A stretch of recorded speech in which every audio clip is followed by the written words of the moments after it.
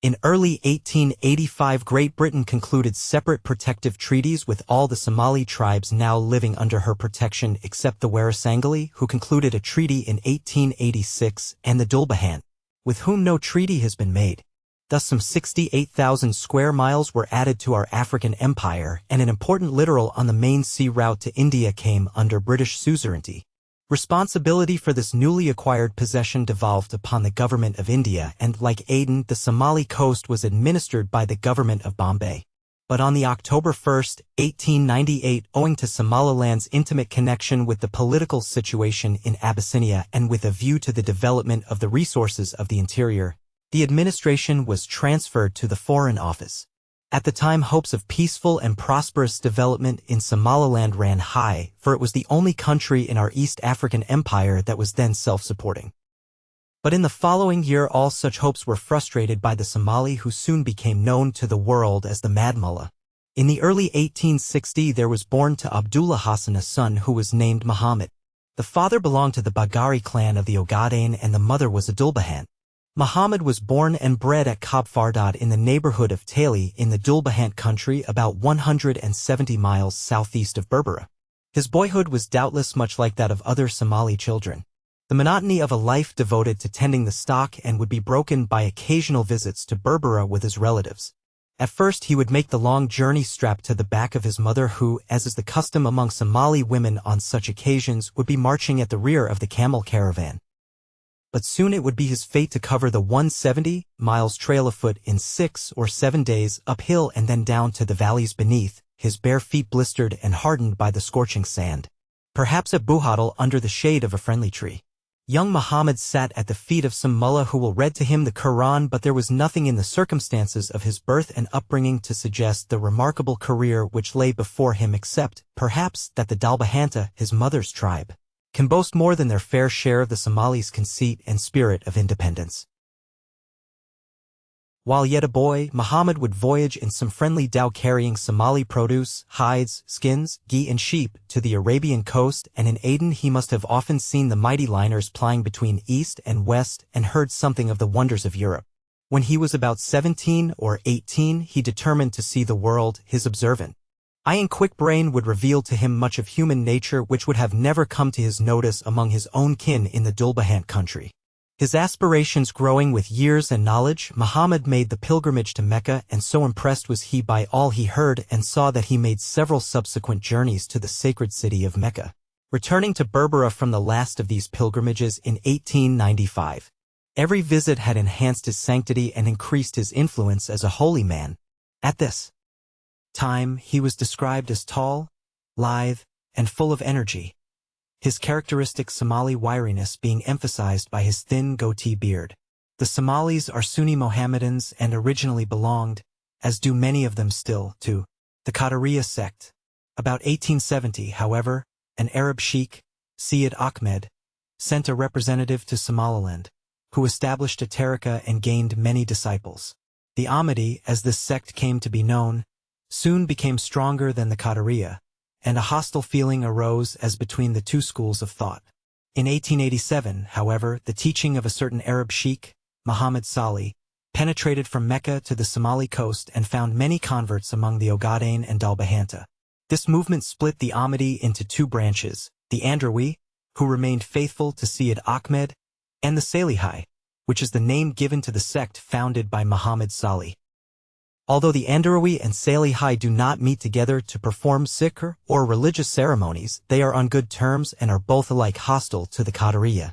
With an Ogaden father and a Dalbahanta mother, Muhammad naturally became a disciple of Muhammad Salih and sat at his feet during his pilgrimages to Mecca. When Haji Muhammad bin Abdulle Hassan, as he could now style himself, returned to Berbera in 1895, he immediately started a crusade on behalf of Muhammad Salih, whose deputy in Somaliland he claimed to be. He proclaimed that the Somalis were wasting their substance on riotous living, especially on tea drinking.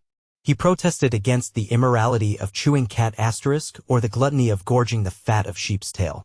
There was and is no reason to believe that in 1895 the mullah had any intention of leading a political movement with the object of driving the British infidel from his country. He soon repaired to the interior where he made his headquarters near Kirat, the home of his childhood among his mother's people. He immediately exercised a considerable influence over the Dalbahanta and a few of the Haber Toljala inhabiting the remote southeastern corner of our protectorate. At first, this influence seemed to be exercised for good for.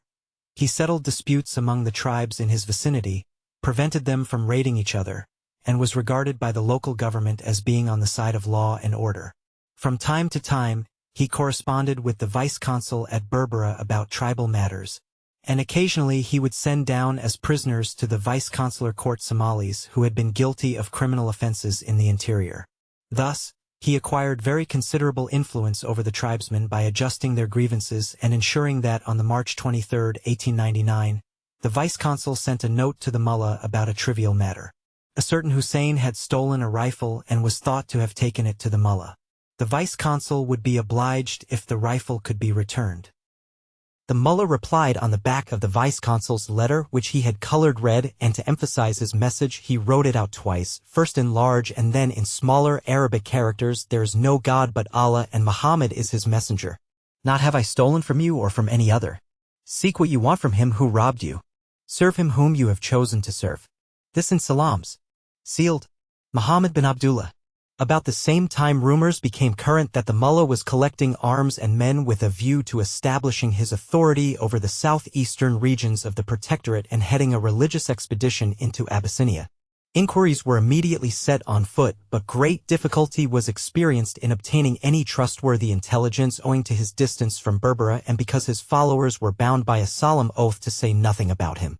On April 12, however, the consul general, in a dispatch to the Marquess of Salisbury, was able to report that the mullah's following was estimated at 3,000 men, that all the tribesmen within reach were being compelled to join his sect, and that there was no longer any doubt he was organizing a movement antagonistic to the administration. The mullah, paramount among the Dalbahanta, was now making overtures with varying success to the Haber Taljala and Haber Yunus tribes with a view to extending his authority towards the central area of the protectorate. In August 1899, with a force of 5,000 men, of whom 1,500 were mounted and 200 armed with modern rifles, he arrived at Bureau, a position of considerable strategical importance. The rebellion was open. Immediately on arrival, Muhammad declared a holy war against the infidels. A letter was received from the mullah. It may be translated from the Arabic as follows: "This is to inform you that you have oppressed our ancient religion without cause. Now choose for yourselves. If you want war, we accept it. But if you want peace, pay the fine." The consul general promptly proclaimed the mullah a rebel, and all were warned against affording him assistance or holding any communication with him. The urgent necessity for an expedition was strongly represented to the home government, but our commitments elsewhere, more particularly in South Africa, were such as to preclude the immediate adoption of this course. From Bureau, the mullah moved with his main force westward of Odiwane with a view to coercing to his banner the western Haber Yunus tribes. The principal men of the tribe and a considerable quantity of their livestock were seized en route on the Arori plain. The men were flogged until they agreed to obey him. He achieved little success with the tribe as a whole, however, and finding that his Dalbahant horsemen would not tarry so far in Ishaq territory, he moved back to Bureau. Towards the end of September, he retired south to Buhoddle on the Abyssinian border. On the road at Br, most of his Dalbahant horsemen left him, complaining that he was a fraud, that he was afraid to lead them to Berbera, from which they cherished hopes of great loot. At this time there was a considerable revulsion of feeling against the mullah throughout the Darid country, and the Jared Ali Farah, the Sultan of the Dalbahant, made so bold as to send a message to the consul general that his old friendly relations with us remained unchanged, although, owing to the evil influence of the mullah, his orders were no longer obeyed by his tribe. For this act the Sultan was murdered by the mullah's command. The mullah crossed our borders in December and concentrated his looted camels and other livestock at Walwal among the Ogaden clan of Abraham. Here he occupied himself with an attempt to combine the Ogaden tribes against the British tribes that had abandoned his cause. By the beginning of February 1900, the mullah had gained a considerable access of strength. Many rifles had been obtained from Djibouti, hence they had been conveyed in a dhow sailing under the French colors without the knowledge of the Italian authorities. The mullah's immediate following at this time was estimated to be some 1,200 men, but it was believed that in addition the whole of the vast Ogaden tribe adhered to his cause. All British Somali caravans proceeding along the Ogaden trade routes were looted, and there was considerable uneasiness throughout our protectorate owing to the possibility of the mullah returning at the head of a large Ogaden army armed with rifles. In March, the mullah was reported to be at Haradigd in the Ogaden, Rarali country. In the same month, a well-armed Abyssinian expedition of about 1,500 men was dispatched against the mullah from Harar. The force failed to locate the mullah's men and, after looting the Ali clan of Ogaden, retired to Jigjiga.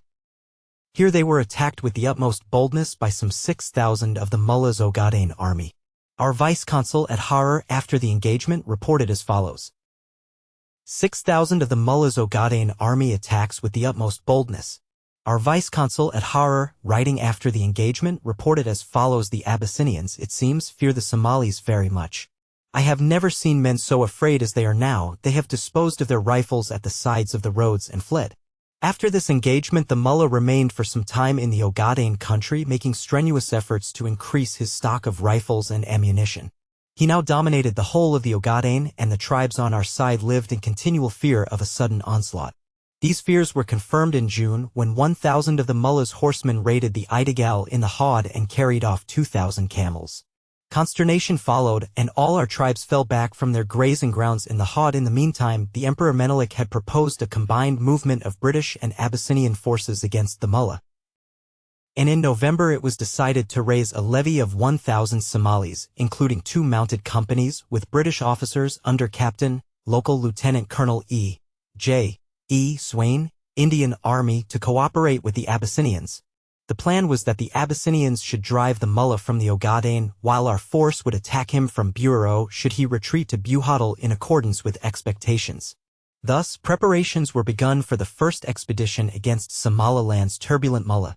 The mullah wrote to the Idigala tribe in July 1899 saying, "Do you not see that the infidels have destroyed our religion and made our children their children? French Roman Catholic mission in Berbera with a view to converting them to the Christian religion." The mullah has a few following of degorms and disgruntled Somalis residing in Aden, who cherish some personal grudge against the British government.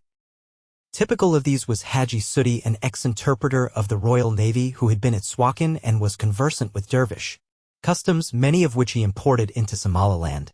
For 21 years he was the mullah's trusty lieutenant and was killed in action near Tale on the February 5, 1920 during the final expedition. It's now May 1920 in the House of Commons, a prominent Irish nationalist who boasted that he had received an invitation from the mullah to go to him on a 3-month visit, once described the mullah and his dervishes as brave men striving to be free. Such a statement is one of those untruths which constitute the most dangerous falsehoods in that they have some appearance of veracity. In November 1900, Lieutenant Colonel Swain arrived in Somaliland to take command of the first expedition. He was no stranger to the country, for he and his brother Major H.G. Swain had often traveled in the protectorate, bent on sport and exploration. He had then to raise and train the levy of 1,500 Somalis with which it was proposed to attack the mullah and his dervishes. It was not long before the full complement of 1,500 men had been obtained, 100 being mounted on camels, 400 on ponies and mules, and the remainder being trained as infantry. During the dry season, from January to April, the force would be confronted with a water problem.